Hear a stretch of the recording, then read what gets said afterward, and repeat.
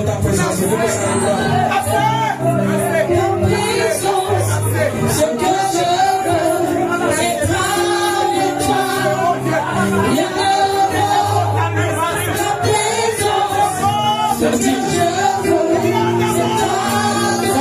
Rien ne vaut sa présence. On lui dit, dis-lui. C'est que tu veux ce soir. C'est travailler toi. Rien ne vaut ta présence. Ce que je veux, c'est travailler toi.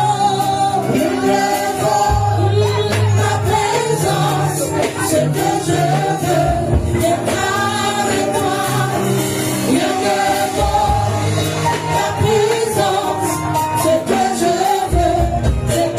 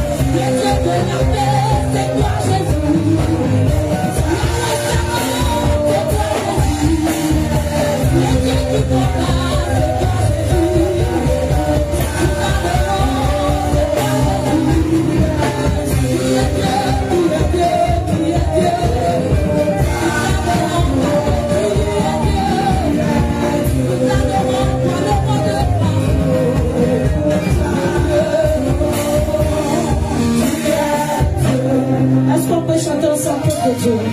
Et nous t'adorons. Dis encore. Tu es Dieu. Et nous t'adorons. Tu ne peux pas de chanter. Tu es Dieu. Tu proclames devant ton Dieu qu'il est Dieu. Et nous t'adorons. Devant mon Dieu.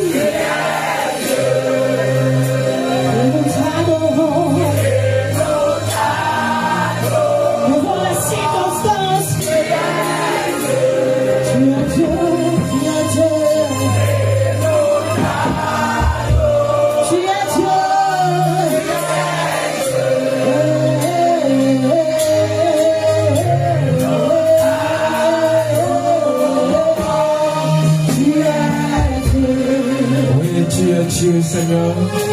Et c'est toi seul qui mérite d'être adoré.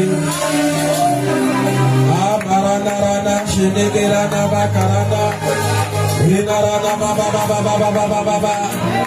Reçois l'adoration de notre âme. Reçois l'adoration de notre âme.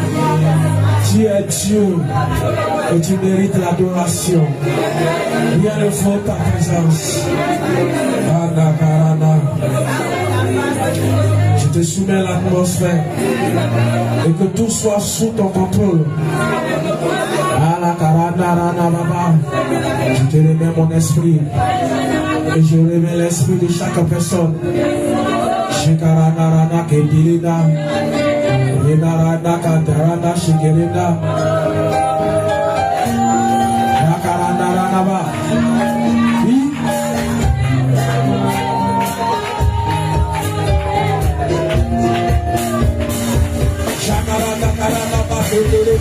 Tu es Dieu, tu es Dieu, tu es Dieu.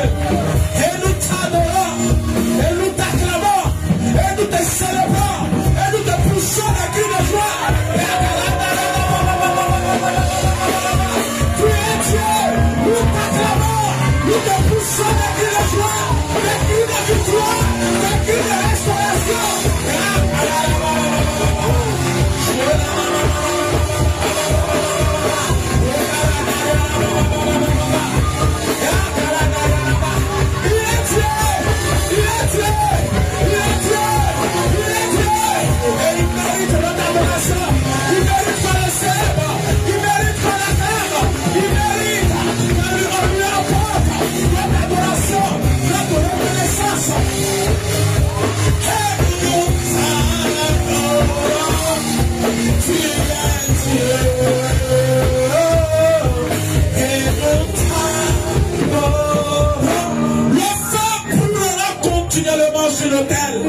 Il ne s'éteindra point.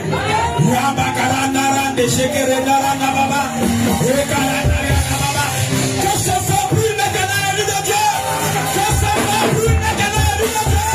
Que ce soit plus maintenant. Dans ta présence, il y a le feu. Que ce soit plus. Le feu brûle. Le feu brûlera continuellement sur la terre. Elle ne s'éteindra point. Que ce feu brûle continuellement dans nos vies, dans nos vies, dans nos vies. En ce lieu, en ce lieu, en ce lieu.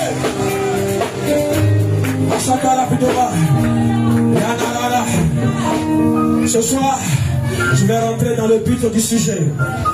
Par la grâce de Dieu, nous avons placé les bases. Nous allons rentrer pourquoi nous sommes là. Le thème dit le feu ne doit jamais s'éteindre. Lévitique 6, verset 5 à 6. Il dit, le feu brûlera sur l'autel. Il ne s'éteindra point. Chaque matin, le sacrificateur allumera du bois, arrangera l'holocauste et brûlera la graisse des sacrifices d'action de grâce. Oh, quelle action de grâce! Ce soir, nous venons de donner action de grâce à l'Éternel. Là où il y a le feu, là où il y a la présence de Dieu, ce que Dieu demande en première chose, ce sont des actions de grâce. Ce sont des actions de grâce. Il dit, qu'est-ce qu'il dit? Il dit, chaque matin, le sacrificateur, il allumera du bois, arrangera l'holocauste et brûlera la graisse des sacrifices d'action de grâce.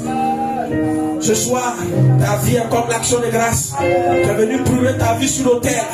Et il dit le feu brûlera continuellement sur l'autel. Il ne s'éteindra point. Premier point que je veux que tu saches. Le feu symbolise la présence de Dieu. Le feu symbolise la présence de Dieu. Dans toute l'écriture, le feu représente la manifestation de Dieu. Le feu symbolise la présence divine, la puissance de Dieu, le jugement et la purification, mais aussi l'amour ardent et le Saint-Esprit qui transforme les croyants. C'est pourquoi la Bible dit, des gens timides qui ont été changés en des personnes de caractère, il a fallu qu'un feu du ciel descende sur eux. C'est vrai, le Seigneur les a régénérés, mais dans leur régénération, ils ne pouvaient pas encore imparter. C'est à partir du feu, lorsque le feu est rentré en eux, la Bible dit, des langues semblables à des langues de feu se posaient sur chacune d'eux, et ils ont commencé à parler en d'autres langues. La timidité s'est éteinte, la peur a disparu, l'homme a changé, la Bible dit une puissance a commencé à se dégager d'eux, ils ont commencé à parler en d'autres langues. La Bible déclare un homme père Pierre, il a commencé à prêcher. La Bible dit, quelqu'un qui n'avait pas l'habitude de parler, lorsque le feu s'est allumé en lui, il a changé d'identité, il est devenu un homme puissant dans la parole, un homme puissant. Lorsqu'il parle, la puissance de Dieu se dégage de lui. Que ce feu te contamine ce soir, que ce feu t'embrasse ce soir, que ce feu t'embrasse ce soir. Ce soir, nous sommes venus monter. Nous sommes venus monter. J'ai fini de prêcher. Depuis dimanche aujourd'hui, j'ai fini de prêcher. Nous sommes venus monter. On rentre dans le but de notre programme.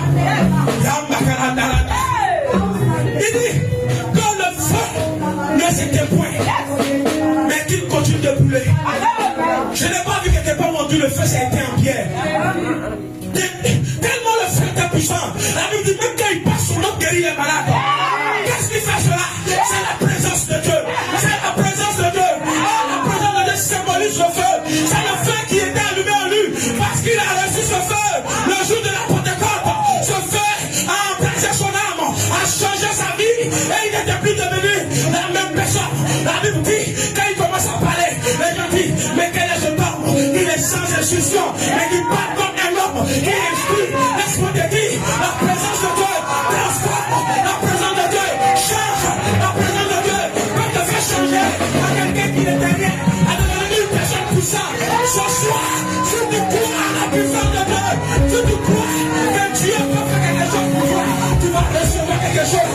Je veux que tu te connectes à cette puissance qui se dégage en moi. Ce soir, je sens une puissance de Dieu qui libère mon âme. Maintenant, reçois cette puissance.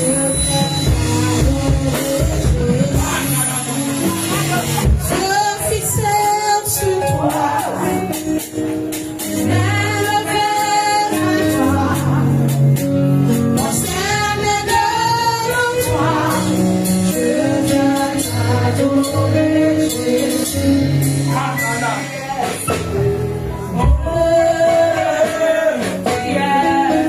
Ah, il est Dieu.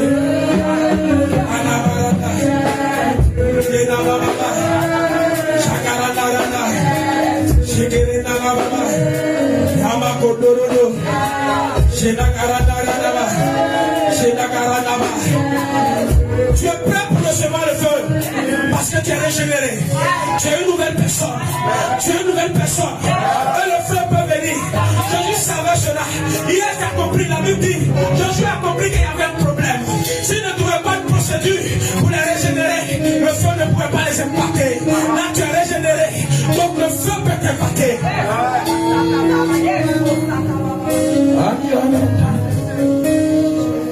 Ah.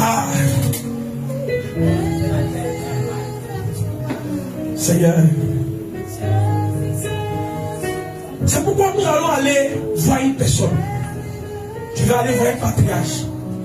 Il va me parler de ce qui sait du feu. Tu vas appeler Moïse. Je veux voir Moïse, on me dit quelque chose. On va prendre Exode chapitre 2. Non, Exode chapitre 3 plutôt. On va lire de verset 1 à 5. Et après, pardon, tu prends ton téléphone, tu vas sur parole de vie. Je vais prêcher avec parole de vie. Exode chapitre 3, le verset 1 jusqu'à même à 7. Exode.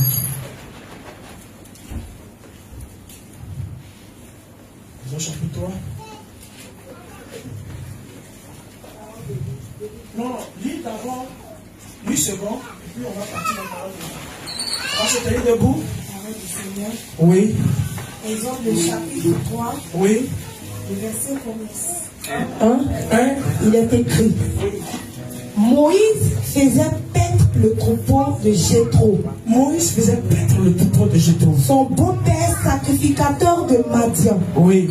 Et il mena le troupeau derrière le désert. Oui. Et vint à la montagne de Dieu à Horeb. Horeb. L'ange de l'Éternel lui apparut dans une flamme de feu. Dans une flamme de feu. Au milieu d'un buisson. Au milieu d'un buisson. Moïse regarda. Et voici le buisson était tout en feu. Le buisson était tout en feu. Le buisson ne se consumait point. Le buisson ne se consumait point. Moïse dit. Je veux me détourner. Je veux me détourner. Pour voir quelle est cette grande vision. Quelle est cette grande vision? Et pourquoi le buisson ne se consume point? Pourquoi le buisson ne se consume point? L'Éternel vit qu'il se détournait pour voir. L'Éternel vit qu'il se détournait pour voir. Et Dieu l'appela du milieu du buisson. Et Dieu l'appela du milieu du buisson. Et dit. Moïse. Et il répondit. Me voici. Dieu dit. N'approche pas d'ici. Ôte tes souliers de tes pieds. Car le lieu sur lequel tu te tiens. Est une terre sainte. Et il ajouta. Je suis le Dieu. De ton père. Le Dieu d'Abraham. Le Dieu d'Isaac. Et le Dieu de Jacob. Moïse se cacha le visage. Car il craignait de regarder. Amen. Arrête-toi là. Assois-toi. Notre texte de base, c'est Lévitique 6, verset 5 à 6. Mais, je suis dans le premier point. Le feu symbolise la présence de Dieu. Et dans toute une écriture, là où tu vas voir le feu, c'est qu'il y a une manifestation. C'est que cela symbolise la présence, la puissance, le jugement, la purification, l'amour ardent du Saint-Esprit. Et le premier témoin qui peut nous témoigner réellement de ce feu, c'est notre patriarche Moïse. C'est pourquoi je l'appelle ce soir, qu'il soit un témoin oculaire pour nous expliquer de ce qui s'est passé. Je vais prendre la version parole de vie pour qu'on puisse comprendre. Amen. Amen. Parce qu'on peut dire par là, c'était l'endroit où il y a eu le buisson ardent. On connaît cette histoire. Où il y a eu le buisson ardent. Mais comment ça s'est passé? C'est ce qu'on va savoir ce soir.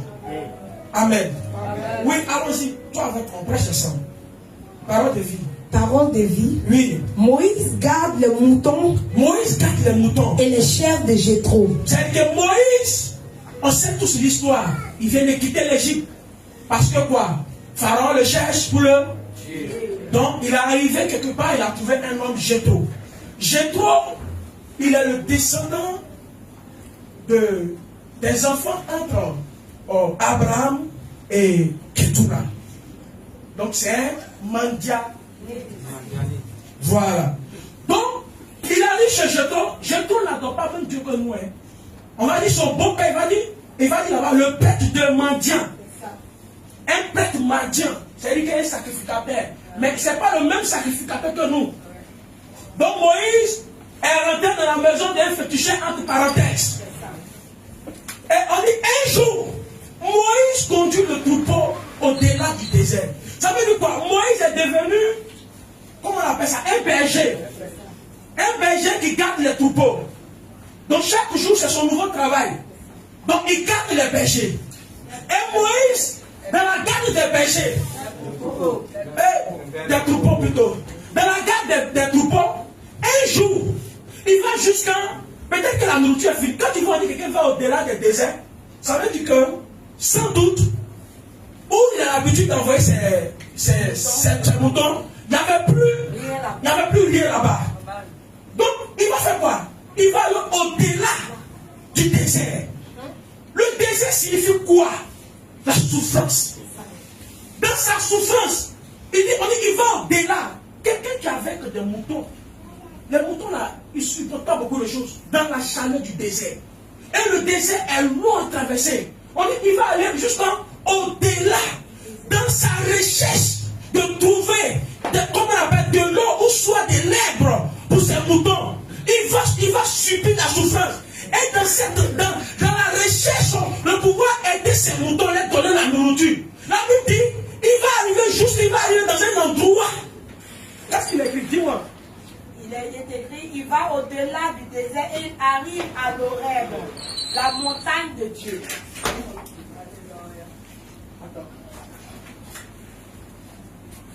On dit, il va aller au-delà, dans sa recherche.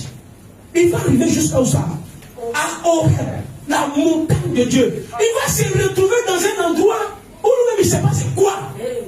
Mais cet endroit c'est la maison, on dit Horeb, et puis on dit la montagne de Dieu. Amen. Et puis on dit, là, l'ange du Seigneur lui apparaît dans une flamme. Laisse-moi, dans ta souffrance, dans ta soif de chercher, parce que tu veux une solution, tu veux aider une personne. Dieu t'a fait, tu te promenais jusqu'à, et tes pas t'ont dirigé jusqu'à la montagne de Dieu qui est de Dieu. Non, quelqu'un me comprend. Je ne peux pas m'aider aujourd'hui.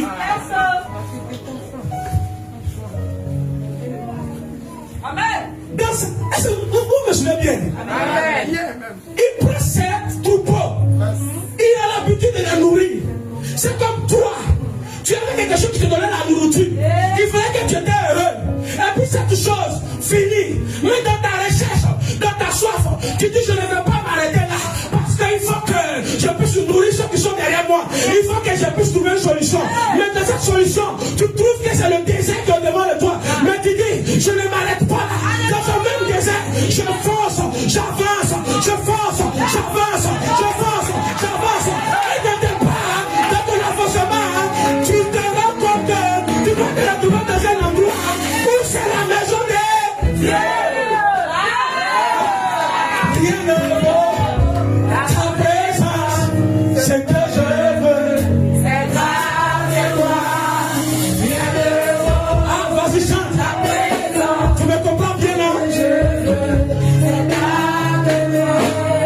rien ne vaut ta présence, ce que je veux être avec toi. Amen. Parce que lui-même il est arrivé quelque part où il ne sait pas, dans sa souffrance, dans son enquête, il était en quête de trouver une solution.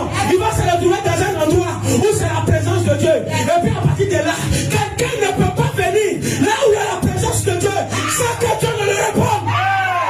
Moïse n'est pas allé chercher Dieu. Moïse trouvait des solutions pour donner des herbes ou des lois à ses moutons. Moïse n'était pas à la recherche de Dieu. Moïse était à la trouvait, il cherchait des solutions pour donner la nourriture à ses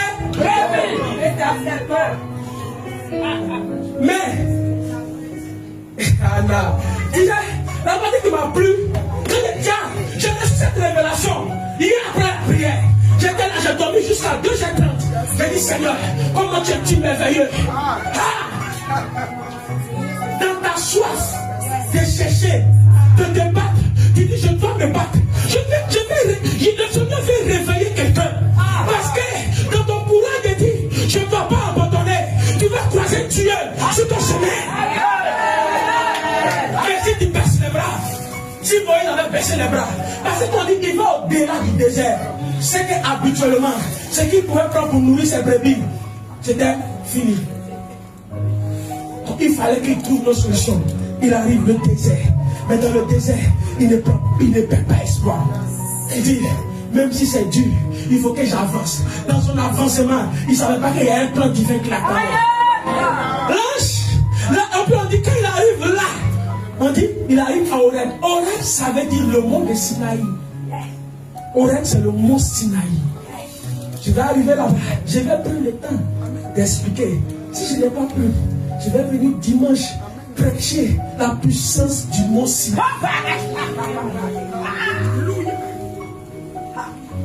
Il dit là, l'ange du Seigneur lui apparaît. Dieu lui apparaît comment? Il faut me lire s'il te plaît. Dieu, dans sa tête. L'ange du Seigneur lui apparaît dans une flamme. L'ange du Seigneur va l'apparaître comment? Dans une flamme. Ah, quand Dieu vient, quand Dieu veut venir, il vient comment? On dit dans une flamme, au milieu d'un buisson. Au milieu, Moïse, il va regarder. Le buisson est en feu. Mais le feu ne détruit pas le buisson. C'est que tu dois comprendre. Le feu ne détruit pas un homme. Le feu de Dieu ne détruit pas l'enfant de Dieu. Au contraire, le feu ne fait que t'arranger. C'est un phénomène qu'il n'a jamais vu. Comment il peut voir un feu qui brûle. Mais ce feu-là n'est pas en train de détruire l'arbre, n'est pas en train de détruire le buisson. Il dit, mais c'est quoi ça? Et puis, il faut dire verset 3, il veut que tu viennes comme ça va.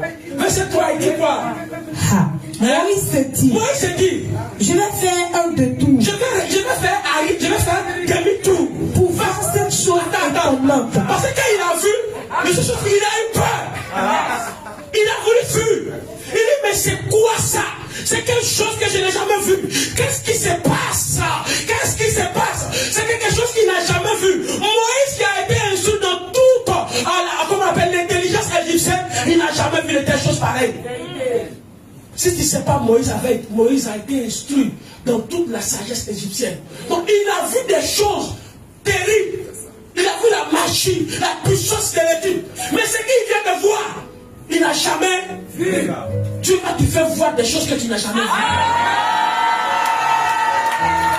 Là où est sa présence, le Seigneur va te faire voir des choses que tu n'as jamais vues. Moïse ne peut jamais s'imaginer.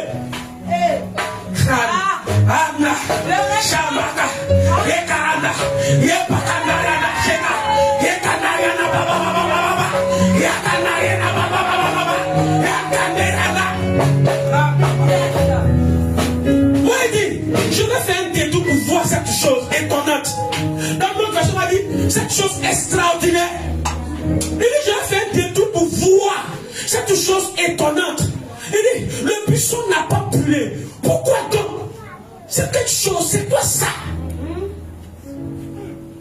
Il ne sait pas où il se trouvait. Moi, il ne savait pas où il se trouvait jusqu'à présent. Il ne savait pas qu'il était dans la présence de Dieu. Moi, il ne savait pas qu'il était. Quand on lit au verset, on dit la montagne de Dieu. Il ne savait pas qu'Horeb, c'est la maison de Dieu. Dieu est même assis là. On dit, le Seigneur voit que Moïse fait un détour pour regarder. C'est comme toi. Parce que tu as fait un détour. Tu es venu dans la maison de Dieu. Le Seigneur voit que tu as fait un détour. Tu es passé. Tu as regardé. Tu dis, mais ma situation, mon problème, comment je vais faire? Tu cherchais des solutions. Et on t'a fait parler de Jésus. On t'a dit, Jésus peut faire quelque chose. Tu as entendu des témoignages que tu as fait des choses pour des gens. Tu as entendu, mais tu ne vois pas. Et puis ce que tes yeux ont vu, tu dis, mais c'est quoi d'extraordinaire j'ai vu sur toi? Et tu dis, bon, je vais aller regarder. C'est de ton regarder là que tu es là. C'est ton regarder là que tu es là. Puisque dans sa présence, il n'y a que transformation, il n'y a que changement. Tu vas voir ce qui va se passer. Et puis il va appeler Moïse. Il va dire, Moïse répond, je suis là. C'est comme ça que tu t'appelles par ton nom. Où es-tu? Mon enfant, ma fille, mon fils. Ce soir tu as répondu, je suis là. N'est pas là, n'est pas là. Me voici. Je vous dis, j'ai fini mes enseignements.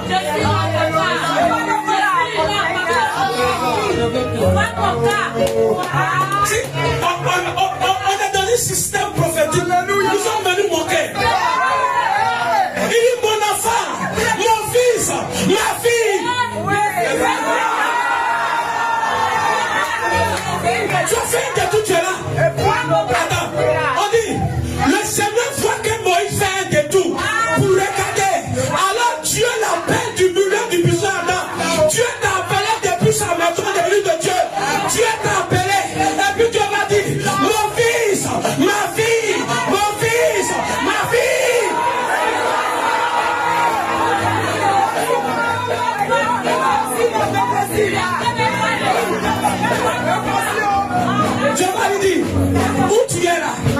C'est ma maison. C'est chez moi. C'est chez moi. Il a dit, ne t'approche pas du buisson. Enlève tes standards. Parce que cet endroit est saint. Et puis il m'a dit, je suis le Dieu, va se présenter. Je suis le Dieu de tes ancêtres. Le Dieu d'Abraham. Qu'est-ce que tu as dit à Abraham? Il dit que tes descendants seront bénis. C'est ce qu'il a dit. Les rois sortiront de lui. C'est pas toi qui es le roi. Donc Dieu se présente, il dit, je suis le père de tes ancêtres, Abraham, le Dieu d'Isaac et le Dieu de Jacob. Ce soir, le Dieu d'Isaac, le Dieu d'Abraham, le Dieu de Jacob, c'est lui qui te répond ce soir. C'est lui qui te répond. C'est lui qui te répond. Parce que tu es dans sa présence.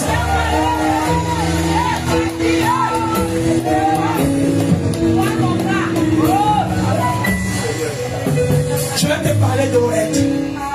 Oreb, ou mont Sinaï. Dans la Bible, il y a les endroits où tu vas voir mont Sinaï. Il y a les endroits où tu vas voir Oreb. C'est un lieu biblique très important. J'ai tout fait pour savoir, comme j'ai l'esprit de nos formateurs en moi, pour comprendre qui allait poser hôtel là-bas et puis ça n'existe pas. Il ne sait pas. Mais si ça me rend de poser hôtel pour que Dieu s'assoie là-bas, j'ai tout fait pour savoir. Il n'y a pas de résultat. C'est que c'est Dieu lui seul qui sait que où il y a la position. Ça veut dire que quand Dieu se choisit une personne, c'est lui qui a choisi sa chose. Amen. Yes. Moïse, dans sa souffrance, dans son désert, on dit quand il lit la parole, il dit prends mot par mot. On dit il va aller au-delà du désert. Au-delà du désert, il a affronté le désert. Le désert là, c'est pas le chemin de quitter ici, arriver sur la route où il y a le jour. C'est long. Le désert est long. Pour qu'on finisse de traverser le désert pour arriver à où il y a la montagne.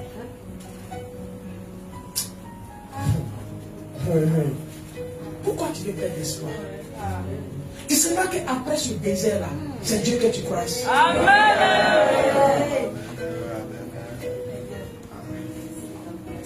Moïse n'avait pas un projet d'aller chercher Dieu. Nada. Il n'avait pas ça dans sa vie. C'était pas son projet.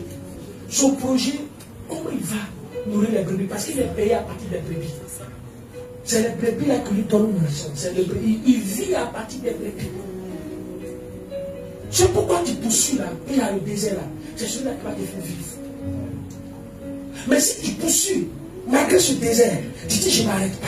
Je vais poursuivre. Je vais aller de l'avant. Au-delà du désert, il y a Dieu qui est devant que je vais le croiser. Comme Dieu a vu son courage, sa foi, Dieu va lui tracer lui sur le chemin. Il va commencer à le guider. Parce que Dieu savait, Dieu a vu que c'est son enfant. Et quand Dieu le croit, il dit, voilà, bonne arrivée. J'avais une mission. Il y a mon peuple qui souffre. Depuis l'Égypte. Lève, crie. Sois arrivé vers moi. Sur toi, je pose mon manteau. Parce que tu vas pousser. Tu vas croiser Dieu. Et Dieu va dire, voilà. Je sais que quelqu'un va aller gérer la société. Bonne arrivée. Amen. Viens, tu vas aller gérer la société.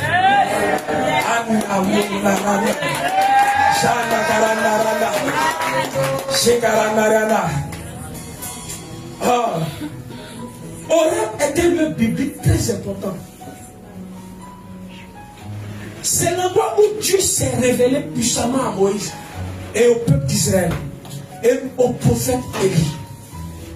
C'est une montagne sacrée. La montagne de Sinaï qui est située en Égypte. C'est un lieu de rencontre divine et de fondement de la loi mosaïque, la loi de Moïse.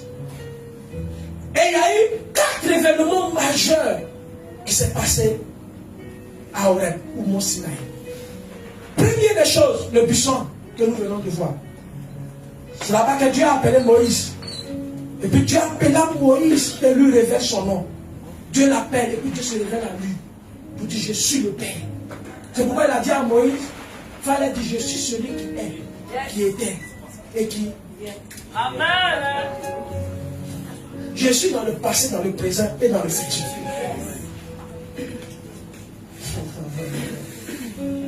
deuxième élément, c'est au mont Sinaï que l'eau est sortie du rocher. On peut voir cela dans Exode chapitre 17, verset 1 à 6 qui est écrit. Et je vais te lire rapidement. Parce que le peuple dans le désert, le peuple a commencé à oppresser Moïse. Pour dire, ils veulent de l'eau. Ils veulent forcément boire de l'eau. Où Moïse va trouver l'eau dans le désert? Et dans le verset, on dit, Dieu va lui dire, Moïse, va jusqu'à où il y a ma prière.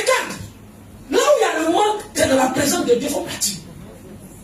Parce que Moïs cherche, Moïse l'a dit, vous voulez me tuer, où je vais trouver l'eau dans le désert là pour vous tomber. Il s'envoie Dieu, il dit, Seigneur, ton peuple m'oppresse. Il dit, je veux de l'eau. Dieu va lui dire, mon fils, écoute-moi, va, au moins je me suis révélé à toi, va au mont Sinaï. Moïse va partir, quand il arrive, Dieu lui dit, tu vois le rocher qu'elle a, tape le rocher, l'eau soit sortie. Dans la présence de Dieu, Dieu abrège les gens. Dieu donne solution aux gens. Dieu est en train de dire à Moïse, ce n'est que dans ma présence que je peux donner solution aux enfants d'Israël. Le rocher signifie plus. Verset 6 dit, voici je me tiendrai devant toi sur le rocher d'Oreb. Tu frapperas le rocher et il en sortira de l'eau. Et le peuple boira. Et Moïse fit ainsi aux yeux des anciens d'Israël. C'est de la présence de Dieu que l'eau est sortie dans le désert. Ah, tu es venu dans la présence de Dieu. Tu crois que tu es dans un désert? Dans le désert que tu es, dans la présence de Dieu, là où il y a son feu, il va faire sortir ta solution. Amen. Tu ne comprends pas? Amen. La présence de Dieu, c'est le feu. Quand Dieu s'est présenté quoi? Il s'est présenté comme en sous forme de feu. Une flamme. Quand il dit flamme, le feu brûlait. Parce que quand il y a la flamme, c'est que ça. Parce que le feu, il peut avoir le feu, mais il n'y a pas de flamme. N'est-ce pas? Mais quand il y a la flamme, c'est que quoi? Ça brûle ardemment. Et pour on dit buisson ardemment, ça brûle fortement. C'est pas de braise. Dieu n'est pas braise. Dieu, c'est flamme pour lui là. Amen. Amen. C'est troisième qui s'est passé là-bas. C'est là-bas qu'il y a les 10 commandements. C'est là-bas que Dieu a tissé alliance entre lui et le peuple d'Israël. Donc dans la présence de Dieu, c'est là que tu dois venir tisser alliance entre toi et Dieu. On ne tisse pas alliance en dehors de la présence de Dieu.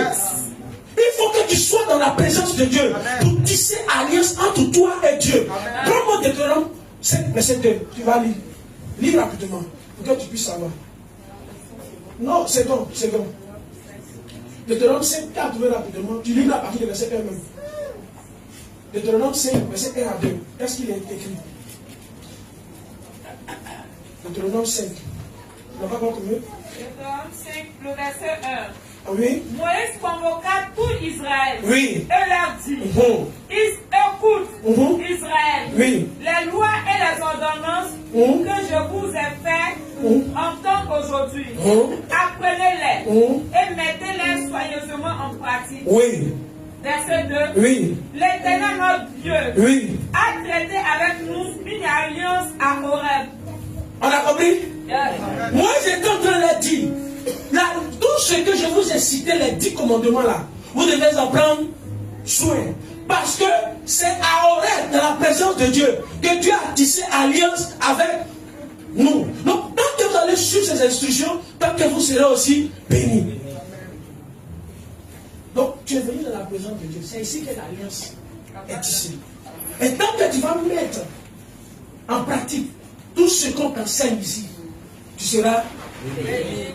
Quatrième des choses, c'est là-bas que le Seigneur s'est révélé à Élie, le prophète.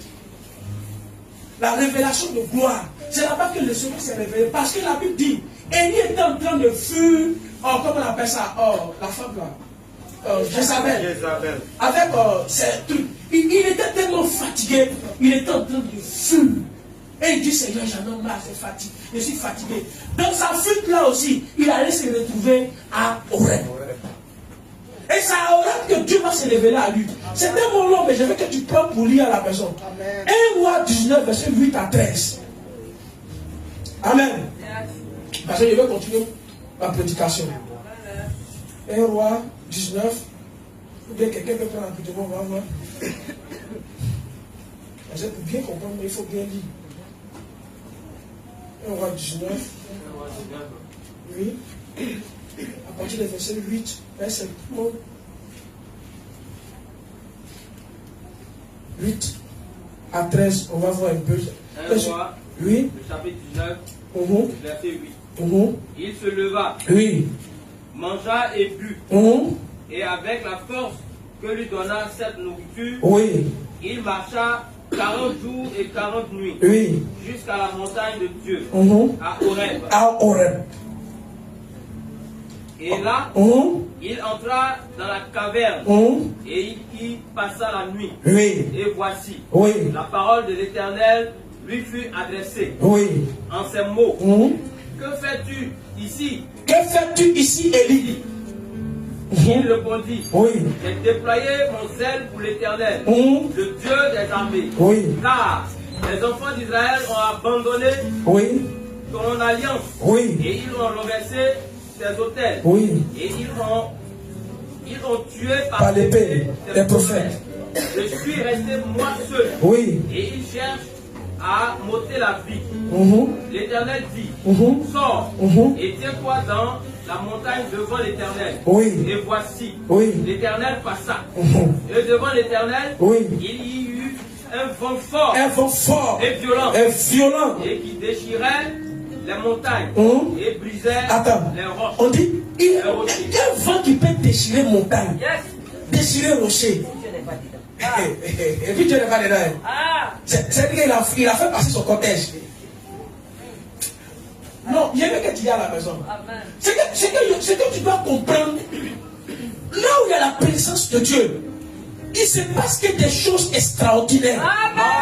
Que des choses surnaturelles. Dans sa fuite, il allait se retrouver dans la présence de Dieu. Toi là, je suis sûr que tu fuyais quelque chose. Soit tu fuyais la mort, soit tu fuyais le célibat, soit tu fuyais comment on appelle ça, la pauvreté. Chacun de nous, quelque chose nous a fait venir ici. Et parce que tu es venu dans la présence de Dieu, Dieu aussi va te répondre. La question que Dieu a posée, il dit, tu fais quoi ici? Tu vois ce que Dieu a dit? Il dit, tu fais quoi ici? Ici c'est ma maison, tu cherches quoi? Il a commencé à parler. Il dit, voici. Moi, je suis le seul prophète. Mais voilà ce qu'on est en train de faire. Dieu dit, accord, j'ai compris. À la suite, Dieu va le répondre. Toi aussi, tu es venu dans la maison de Dieu. Ici, parce que le feu continue de brûler, Dieu aussi va te répondre. Amen. Le sens spirituel de Horeb, c'est le lieu de révélation divine. C'est le lieu d'alliance. Le lieu de transformation et de mission. Tu es arrivé ici, non? C'est ici que Dieu va te transformer. Il va t'envoyer. Parce que le feu brûle. Moi, ici, c'est quel feu qui brûle, mais on ne voit pas de l'effet des dégâts. Depuis quand Dieu fait des dégâts, depuis quand la présence de Dieu fait des dégâts, la présence de Dieu ne peut que faire du bien. C'est pourquoi j'ai aimé la chanson qui dit, rien ne vaut ta présence, parce que la présence de Dieu transforme. Rien d'autre ne transforme. Moi, je dis, mais c'est quel feu je vois? Ce feu, au lieu de détruire, mais ce feu construit. C'est quel feu ça? C'est quelque chose extraordinaire. Une chose que je n'ai jamais vue. Moi, avec toute la connaissance que j'ai eue chez Pharaon, avec tous ces dieux réunis, mais je n'ai jamais vu de telle chose. À chaque fois qu'il a vu le feu chez Pharaon, le feu a toujours détruit. Mais c'est quel feu qui ne détruit pas? Mais ce feu-là, en train de construire. Laisse-moi te dire, ce feu, c'est la présence de Dieu. Parce que le feu, que le feu de Dieu fait, le feu de Dieu détruit les plans de l'ennemi. Le feu de Dieu détruit les plans de l'ennemi. Tout ce qui ne concerne pas en Dieu, parce que le feu détruit. Et le feu construit tout ce qui vient de Dieu.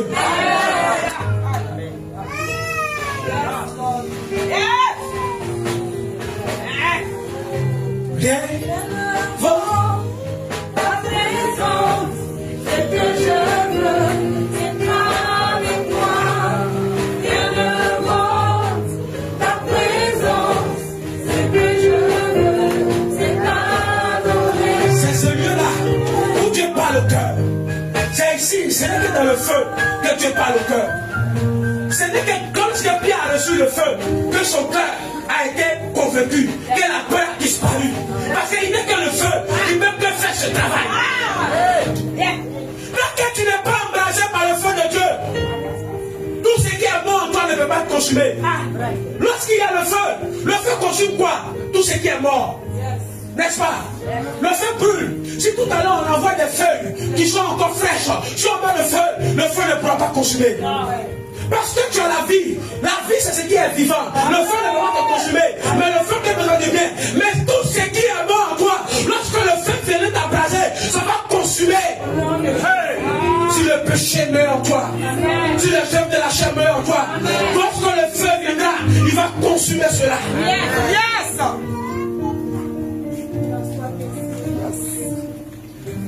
Donc, j'espère que tu comprends bien le soir. Que ton esprit est ouvert. Tu es ouvert. Non, mais on se prend, tu pêches tes enfants à l'école. Comment tu es pas là-bas? Hein? Là, il descend au niveau de Côte d'Ivoire. C'est bon. Le Côte d'Ivoire peut comprendre. D'accord. Voilà. Ben, toi, tu enseignes les enfants. Donc, si tu dis ça passe, ça peut passer. Et on peut voir l'exemple. La colonne de feu qui guidait Israël lorsqu'ils étaient en train de traverser. Le feu est comme le zèle et la passion spirituelle. Nous, quand le feu vient en nous, regarde, quand Moïse a reçu le feu, il n'était plus la même personne. Quelqu'un qui fuyait Pharaon, maintenant il n'a plus cette peur d'aller affronter Pharaon. Parce qu'il a reçu le feu. La Bible dit quoi? Il est allé devant Pharaon. Comment quelqu'un en Dieu on te cherche? Le jour qu'on voit Moïse, on doit couper sa tête. Non, tu ne comprends pas. Hein? Normalement, le jour que Moïse met ses deux pieds chez Pharaon, qu'est-ce qu'il va aller chez Pharaon? Maintenant, le jour qu'il va arriver à la frontière de l'Égypte, qu'on appelle les gens de la garde vont le voir seulement. C'est le jour où on doit l'attraper pour couper sa tête, parce qu'on le cherche pour le tuer. Mais parce que le feu de Dieu est sur lui et il a été enveloppé par le feu, la Bible dit il va traverser toutes ces personnes-là jusqu'à arriver chez Pharaon.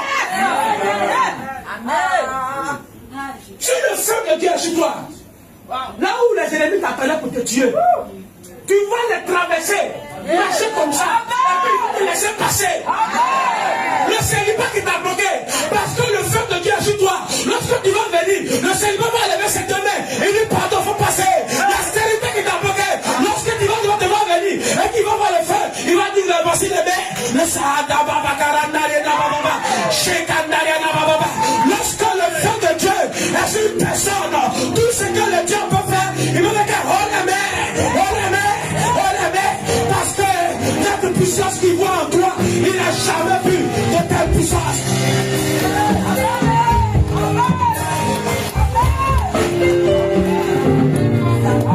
Ce n'est que le feu. Ce n'est que les effets du feu. Ce n'est que les effets du feu.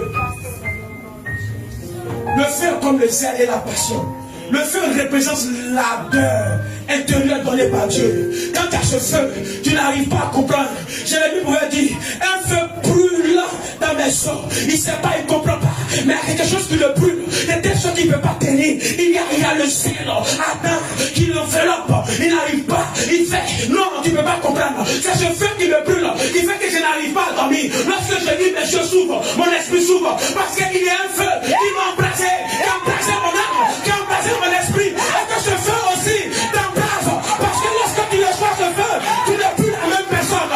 Tu changes d'identité, tu changes d'autorité, tu deviens une personne puissante. Lorsqu'on te dit, qui es-tu? Moïse a dit à Pharaon, Dieu m'a envoyé pour venir libérer mon peuple. De quel droit Moïse veut parler ici à Pharaon? Quelqu'un qui te cherche pour te tuer. Parce que Moïse sait qu'il a croisé quelqu'un à la montagne de Sinaï. Parce qu'à la montagne de Sinaï, il a vu la main puissante de Dieu. Lorsque la main puissante de Dieu t'enveloppe et que tu as la présence de Dieu, tu peux te garder ton ennemi et tu lui dis, je suis venu prendre mes bénédictions que tu m'as lâchées. Je suis venu arracher mes grâces. Je suis venu libérer mes prisonniers parce que le sang de l'Éternel est sur moi.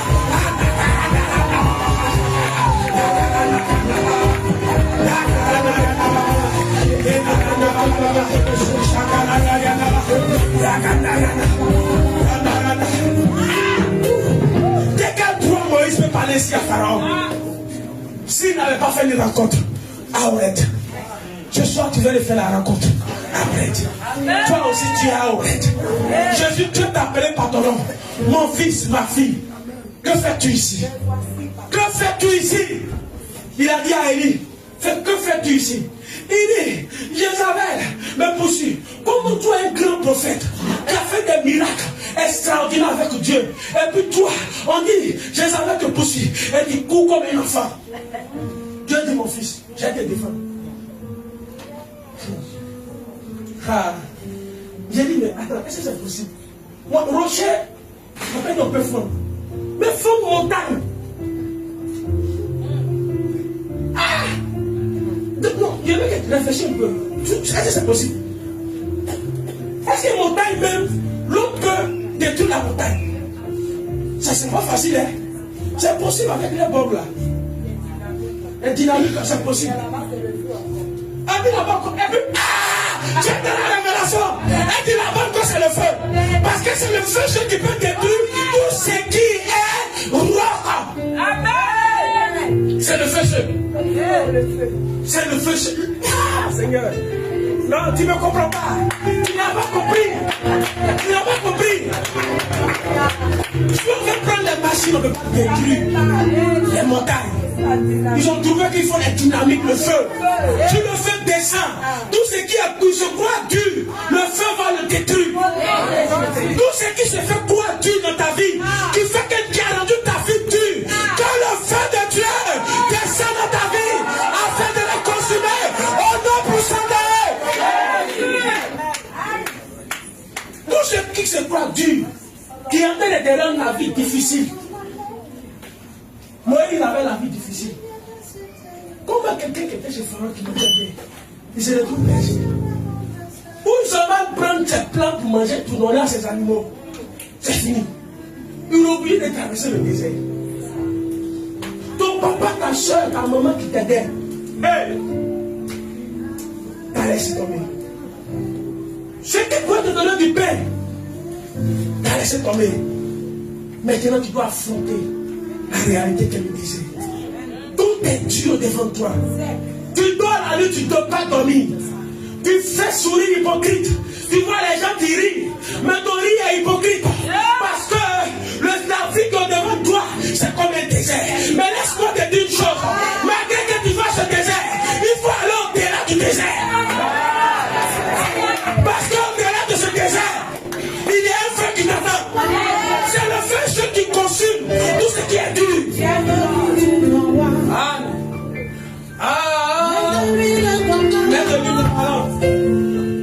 La lumière de cette terre, embrasse-moi, jusqu'au retour du roi.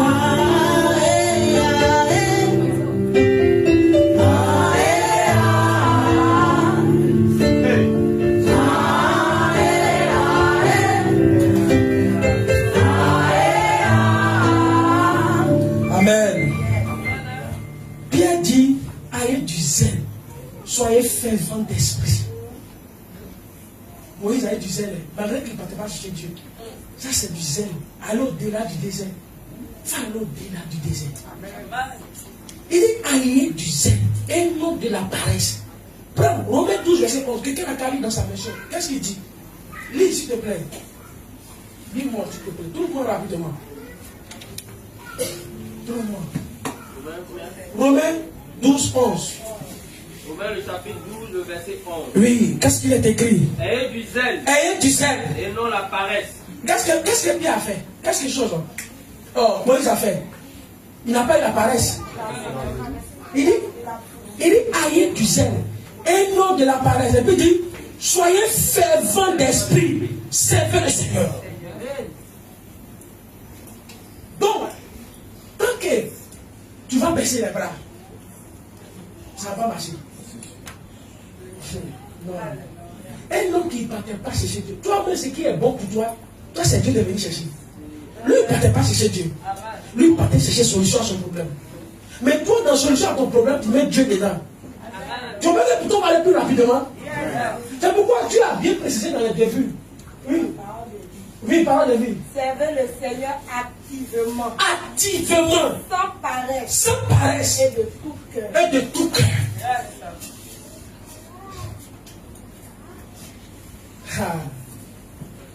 Là où le feu s'éteint, la présence se retire. Là où le feu s'éteint, la présence se retire. Dieu veut que sa présence ne soit jamais absente de la vie du croyant que tu es.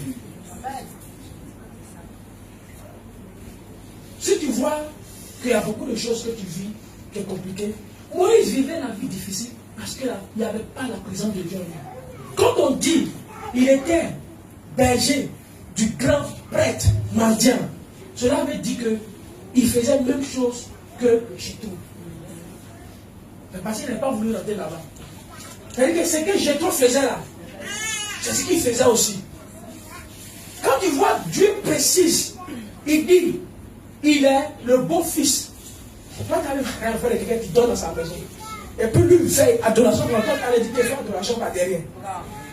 C'est le jour que Dieu s'est révélé à lui qu'il dit qu'il faut partir. C'est là qu'il a laissé Jétro et puis il est parti.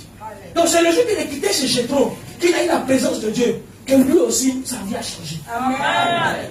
Donc, tant que le feu de Dieu ne sera pas allumé, ta vie sera difficile. La vie sera difficile. Parce que là où le feu s'éteint, la présence de Dieu se retire.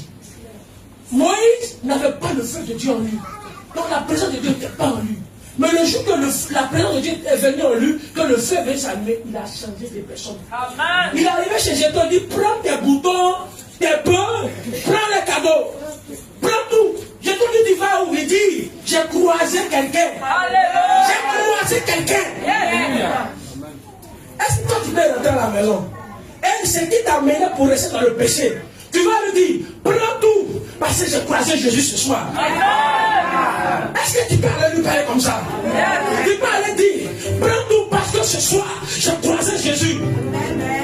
Et Moïse a pris son bâton.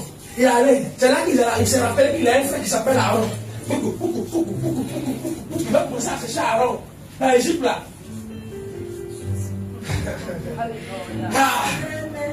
Dia, c'était un prophète. Dia, toi tu étais une femme d'affaires. Dia, toi tu étais docteur.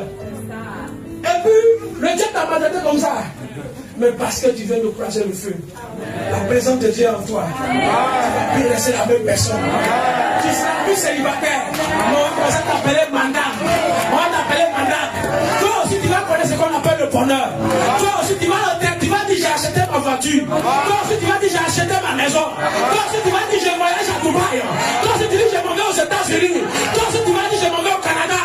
Toi aussi, tu vas dire j'ai pris l'avion. 1 million ne te fait plus parce que tu as des millions dans ton compte.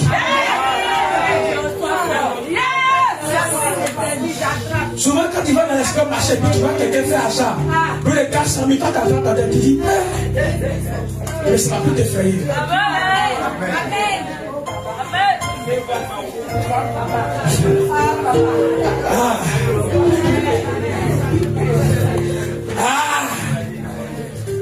Bon, je vais dans mon texte maintenant.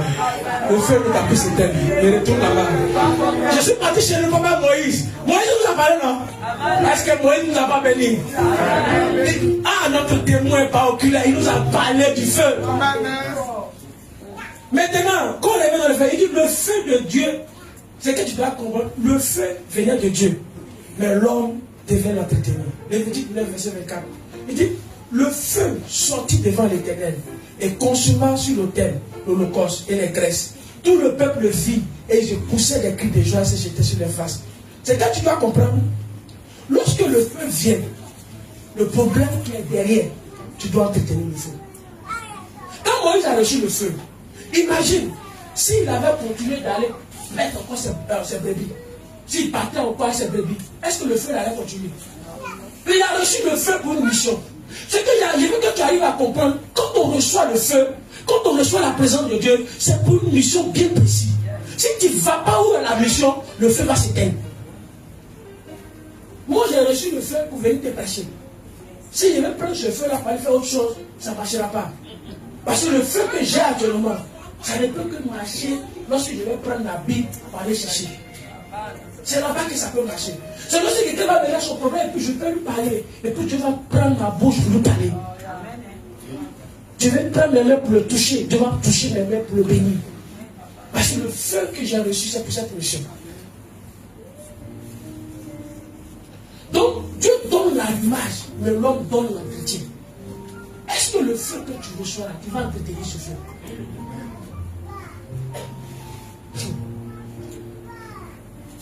Dans la vie spirituelle, Dieu te donne le Saint-Esprit. Mais tu dois entretenir ta communion par la prière. Le feu là, tu dois l'entretenir par la prière, l'adoration, la méditation de la parole, la persévérance dans la sanctification. Amen. J'insiste sur la persévérance. La persévérance dans la sanctification. Parce que la sanctification, c'est tout ce que tu peux faire qui détourne ta personne de Dieu. Il y a des gens, comme Dieu pourrait dire à Salomon, tu peux tout faire, mais les femmes étrangères, non. Il y a forcément des interdits que Dieu t'a dit, toi, tu ne dois pas faire ça. Parce que lorsque tu vas faire, tu vas éteindre la présence de Dieu. Quand Salomon a touché les interdits, Dieu a commencé à lever sa mesure. Je ne sais pas si c'est passé. Dieu a commencé à lever. La présence de Dieu a commencé à le quitter. Et il est mangé. À l'époque où on vivait longtemps, avec toute cette gloire, parce qu'il a entretenu plus le feu. Plus que le feu n'est plus entretenu, la présence est retirée. Il ne faudrait pas que la présence se retire. Et dit, chaque matin, il fallait ajouter du bois. Chaque matin, le sacrificateur, il allumera du bois. Ça veut dire quoi? Le feu s'éteint si tu ne nourris plus l'autel. Si tu ne nourris plus le feu que tu as, tu vas prendre le feu, tu vas devenir cendre. Il dit chaque matin, le sacrificateur, il allumera du bois. Le bois représente le renoncement à soi-même, l'obéissance quotidienne, la discipline spirituelle. Parce que tant que tu n'auras pas ces trois choses, tu vas éteindre le feu. Tu dois renoncer à toi-même. Ce qui te fait dire que moi, qui fait que Dieu ne peut pas venir dire fais, obéis. Il dit moi, quand Dieu dit, quand toi, ton pasteur te dit, il faut faire comme ça, moi, c'est-à-dire que moi. Tant que tu ne vas pas tuer ton moi, tu vas pas éteindre ton feu. Deuxième, l'obéissance quotidienne. Chaque jour, tu dois être obéissant. Dieu me dit, je ne dois pas faire ça. Dieu me dit, je ne dois pas faire ça. Dieu me dit, je ne dois pas faire ça. Tant que tu ne vas pas avoir l'obéissance quotidienne, tu es en train d'éteindre le feu. Troisième point, la discipline spirituelle. Amen. La discipline spirituelle, c'est plusieurs vagues. La discipline spirituelle, c'est en fonction de chaque personne. La discipline spirituelle que Dieu me demande, ce n'est pas la même chose que je peux te demander. Les mêmes disciplines que Dieu a demandé à Salomon, ce n'est pas la même chose qu'il a dit à David. Ce n'est pas la même chose qu'il a arrivé chez Moïse. Chaque personne, c'est ce que moi j'appelle les interdits personnels. À Samson, il dit, toi, il ne doit pas avoir de larmes sur ta tête. Tes cheveux ne doivent pas se couper. Tant que tes cheveux ne vont pas se couper, il peut tout faire. C'est pourquoi on va voir Salomon. Il faisait tout ce qui était mauvais. Mais parce que ses cheveux sont là, la présence de Dieu est avec lui. Samson, donnez-moi bien le nom. Samson, c'est ça non? Voilà. Samson a passé son temps à sortir des femmes étrangères, et puis en plus étrangères là, femmes de joie. Donc pour lui, c'est deux cas mauvais. Mais parce que lui, ce qui peut lui faire quitter la présence de Dieu, c'était qu'on coupe ses cheveux. Donc il pouvait faire tout. Mais tant qu'il rentre dans Je ne suis pas en train de dire, il faut aller faire comme lui. Ça, c'est lui. Je suis en train de parler simplement de des interdits personnels. Mais tant qu'il est dans sa pocket, ça marche. Mais le jour que la lame est passée à ses cheveux, qu'est-ce qui s'est passé? C'est ce qu'on appelle la discipline spirituelle. Si toi, Dieu t'a appelé à faire une chose dans sa maison, tant que tu ne le feras pas, sa présence te quitte. Moi, je ne peux jamais savoir que je peux avoir cette capacité de prêcher. Je ne suis pas là à l'école biblique. Je ne peux pas, c'est impossible, ça ne peut pas. Même ceux qui m'écoutent ne peuvent pas comprendre, c'est impossible. Mais parce que je suis rentré dans la lignée de pourquoi Dieu m'a appelé, sa présence avec moi. Amen. Mais tant que je ne rentrerai pas dedans, ça ne marchera pas. Donc c'est ça, la discipline spirituelle, c'est là. Donc toi, ouais, pour ne pas que... C'est ce qui va faire que tu vas ajouter du bois sur ton feu là. C'est avant le renoncement à soi. C'est ce qui est boire. Tant que tu as un moi, tu as dit quoi? Tu n'as pas fait le renoncement. C'est-à-dire que tu ne veux pas dépendre de Dieu. Tu veux dépendre de toi. L'obéissance quotidienne. Ce que Dieu te dit de faire chaque jour. La discipline spirituelle. Le feu non nourri finit ensemble. Quand on met le bois et que le feu brûle, si tu ne mets pas un autre bois, ça va finir ensemble. Beaucoup ne brûlent plus parce qu'ils ne mettent plus de bois sur l'autel. Là, on est en train de rentrer. On a fini avec le mouvement. On est dans la prescription médicale, spirituelle, les ordonnances. C'est bon? Beaucoup ne brûlent plus parce qu'ils ne mettent plus du bois sur l'autel. Et là, c'est ce qui va se passer encore. Il dit que le sacrifice, il dit l'holocauste, le sacrifice quotidien. Il dit chaque jour, il doit faire le sacrifice. L'holocauste était totalement consumé. Rien n'était retenu. On va appeler ça le sacrifice. Parce que l'holocauste était totalement consumé. L'holocauste que Dieu l'a donné, c'est que chaque jour, tu dois te consumer. Chaque jour, toi, tu dois te consumer. Tu dois être un sacrifice vivant. Est-ce que quand tu te relâches chaque jour, tu es consumé? Si Dieu t'appelle, viens, est-ce que tu es consumé? Est-ce que tu es consumé? C'est-à-dire que c'est totalement, tu appartiens à Dieu. C'est comme des gens qui signent des contrats d'embauche. Mais quand on leur dit, tu seras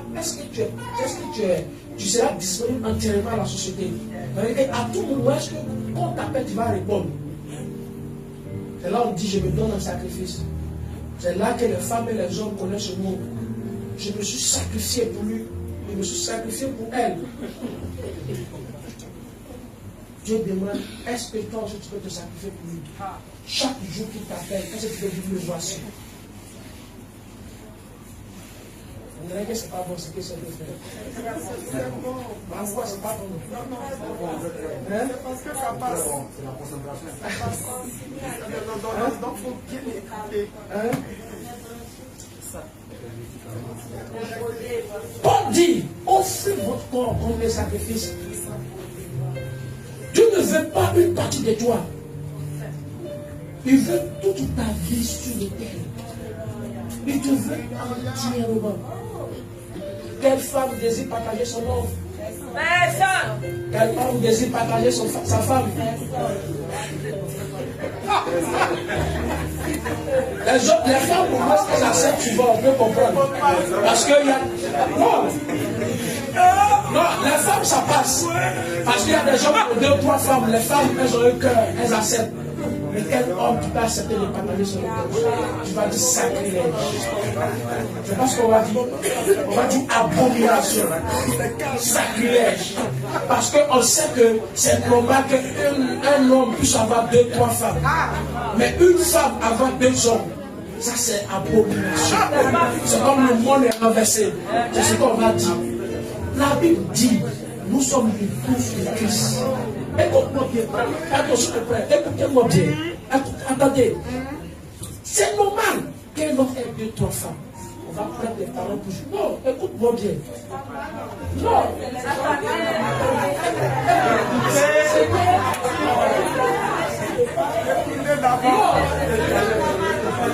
Je ne peux pas dire que c'est normal.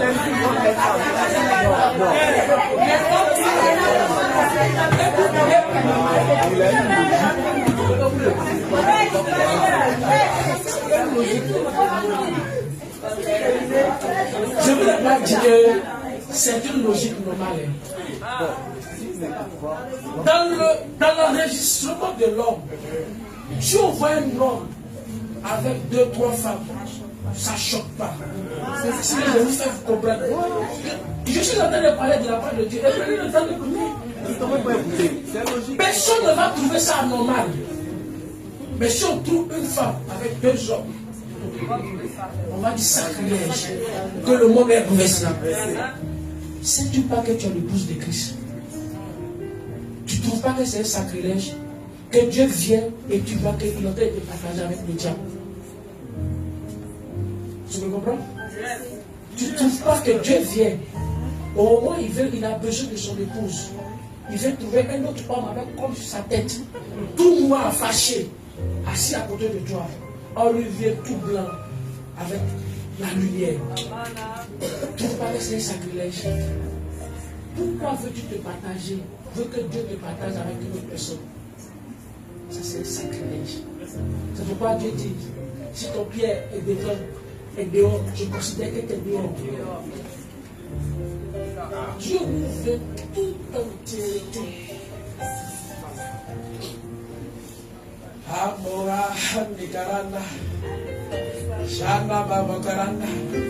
Le feu ne doit pas s'éteindre. On a vu, on a fait faire ensemble. Maintenant, on a donné une prescription. Pourquoi le feu ne doit pas s'éteindre? Comment il faut faire pour garder? Demain, on verra les ennemis du feu. Les ennemis du feu, qui fait que le feu va s'éteindre, on va les voir demain. C'est que le feu continuel, c'est-à-dire l'appel à la persévérance. Il ne s'éteindra point. C'est une institution, pas une option. Ce n'est pas une option. Parce que les options, ça veut dire qu'on a quoi? On a 2, 3, 4 choix, on a la possibilité. Mais c'est une institution. L'institution, il n'y a pas de choix. Ainsi dit, il ne s'éteindra point. Ce n'est pas seulement pendant un culte, pendant un séminaire, ou même au moment fort spirituel, que tu dois venir. Là, c'est là que tu dis, je vais chercher le feu. Non. C'est chaque jour. C'est continuel. C'est la propre personne de chaque jour. Il ne faut pas attendre que c'est mardi, jeudi. Non, mardi, jeudi, mais ce n'est pas la peine. Dimanche, que tu dois venir. Oh Seigneur, embrasse-moi par ton feu. Quand ton feu t'a dit dimanche, t'es sorti là, t'as oublié tout. Il dit, ce n'est pas une option, mais c'est une institution chaque jour.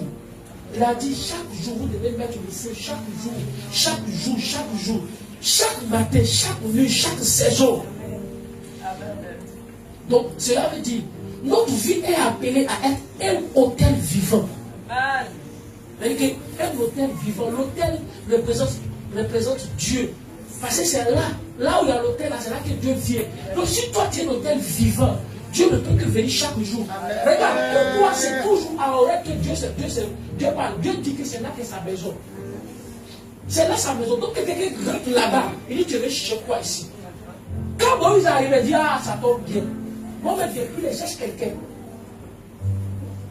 Bonne arrivée. Donc, quand tu deviens un hôtel, tu deviens un endroit où Dieu habite. Donc toi, ce n'est plus toi-même qui es là, c'est Dieu. C'est pourquoi les gens qui te voient disent, mais je te vois venir, ils voient quelque chose, un feu sur ta tête, ou ils voient une lumière. Parce que tu es devenu un hôtel vivant. Donc c'est Dieu même qui marche à travers toi. Et ce qu'il faut comprendre, l'application pratique, La prière constante, elle va t'apporter la communion vivante avec Dieu. Quelqu'un qui a la prière constante, et c'est dans cette prière-là va t'apporter la communion vivante avec Dieu. Et quelqu'un qui a la lecture, qui lit chaque jour, qui médite la parole de Dieu, cette personne-là, qu'est-ce que ça va t'apporter? Ça va t'apporter avoir les pensées alignées avec la parole de Dieu. Toutes tes pensées vont s'aligner avec la parole de Dieu. Parce que tu as l'habitude de méditer. Et quelqu'un qui a une discipline d'adoration, son cœur va brûler pour Dieu. David, son cœur brûlait pour Dieu parce que c'est quelqu'un qui aimait l'adoration. Donc chaque fois, son cœur brûle pour Dieu. Et quelqu'un qui a la discipline de la sainteté, il devient un autel pur pour recevoir le feu. Et quelqu'un qui sert, le feu va se propager à partir de lui. Quand tu sers, moi je sers, je suis en train de servir. Donc je deviens un canal qui propage le feu. Quand le bétail chante, il devient un canal qui propage le... C'est pas ça? Donc quelqu'un qui est dans le service, il devient un canal qui propage le feu. Et je peux comprendre pour dire, là où il y a le feu de Dieu, il y a réveil. Il y a transformation. Il y a passion. Il y a direction. Il y a la victoire sur le péché. Amen. Si tu n'arrives pas à avoir la victoire sur le péché, c'est que le feu est éteint. Si tu n'arrives pas à avoir la victoire sur le péché, c'est que le feu est éteint. Parce que la Bible dit, je peux tout par celui qui fortifie. Donc si le Saint-Esprit n'est pas en toi, tu ne peux pas dominer les œuvres de la chair. Donc le feu de Dieu ne s'éteint pas parce qu'il manque de puissance. Le feu de Dieu ne s'éteint pas parce qu'il manque de la puissance. Il s'éteint parce qu'il nous manque du bois. Il nous manque des gens qui sont obéissants. Aujourd'hui, Dieu nous dit, on va remettre le bois sur le terre, afin que la flamme se réalise et que le feu brûle continuellement. C'est pourquoi il dit que le feu doit brûler continuellement. Amen. Je m'arrête là ce soir.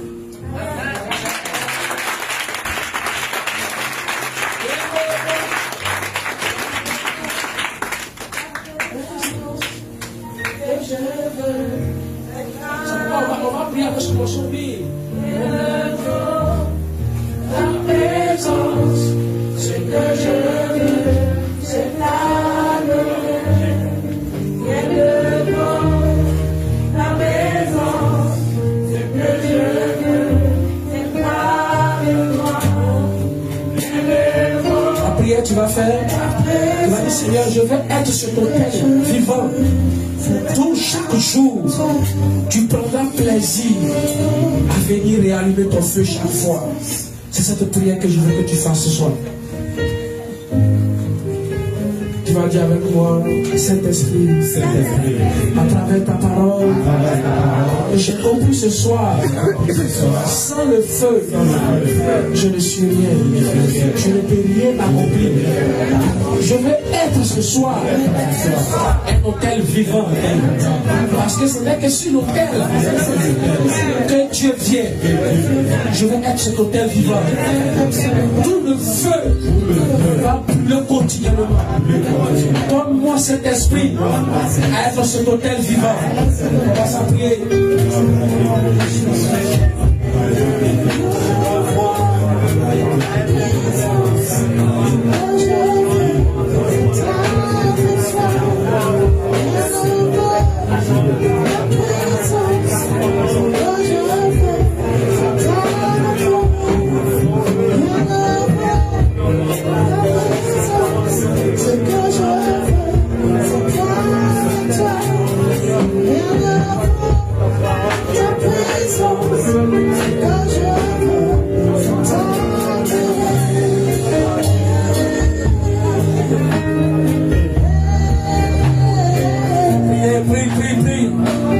Seigneur, je veux être cet hôtel.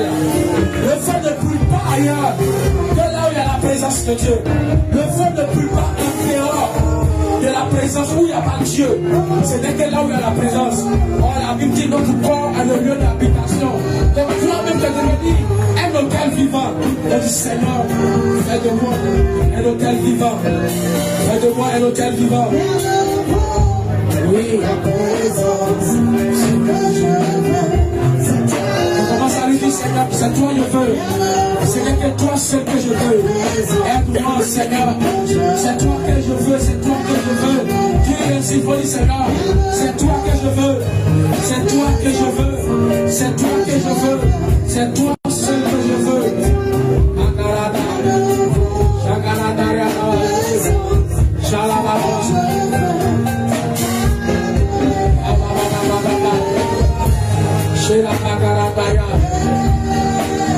Amen, je vais prier. Seigneur, ce n'est que dans ta présence que tes enfants sont venus ce soir. Nous avons vu ce soir que lorsque Moïse est arrivé dans ta présence au mont Sinaï, et même le prophète Élie, ils ne sont pas restés les mêmes personnes. Tu t'es présenté à eux. Tu as dit à Moïse, je suis le Dieu de tes ancêtres, Abraham, Isaac, Jacob. Et tu lui as dit, ce lieu où il se trouve, c'est ta maison. Ici, c'est toi qui es invoqué. Ce n'est pas un homme que tes enfants sont venus rencontrer, mais ils sont venus te chercher. Seigneur, que ton feu, qui est le symbole de ta présence, touche tes enfants, touche tes enfants, afin que Seigneur, ils puissent voir un changement et qu'ils puissent voir ta main. La Bible déclare, lorsque Élie est arrivé au mont Sinaï, il a commencé à dire Seigneur, parce que Jézabel me poursuivait, c'est pourquoi je suis arrivé ici. Il a commencé à dire Seigneur, voici ce qu'on me fait subir. Ici tes enfants sont là parce qu'ils sont en train de subir, Seigneur, les attaques de l'ennemi. Seigneur, tu as montré à Élie ta puissance. La Bible dit que le vent a déchiré les rochers, a déchiré les montagnes. Montre aussi à tes enfants qui sont venus voir le Dieu qui répond par le feu, ta puissance. Qu'ils voient ta main puissante agir dans la vie. Qu'ils témoignent, qu'ils voient ta gloire. Seigneur, ils sont oppressés par ce monde. Tes enfants sont oppressés. Seigneur, réponds-les par ton feu. Réponds-les par ton feu. Parce que là où il y a ta présence, Seigneur, des choses extraordinaires, surnaturelles se passent. Seigneur, réponds à tes enfants. C'est dans le nom de ton Fils Jésus, j'ai prié. Amen.